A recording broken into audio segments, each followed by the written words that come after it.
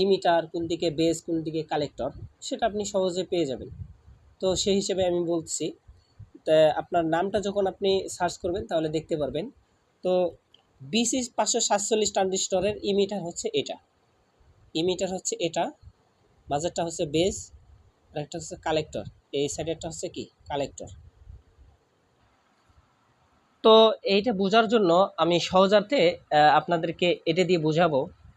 ঠিক আপনার এটা কিন্তু সকলের কাছে পরিচিত, এটা হচ্ছে আপনার টেপ কল, সবাই যেটা বুঝে আর কি। তো আমাদের এটা হচ্ছে এই ট্রানজিস্টরের সাথে এটা অনেকটাই মিল আছে। কেমনে মিল আছে আপনাদেরকে বুঝাই। দেখেন, এই ইমিটার, ইমিটার দিয়ে ভোল্টটা ঢুকবে, ইমিটার দিয়ে ভোল্টটা ঢুকলে বেজে পাওয়ার দিতে হবে, বেজে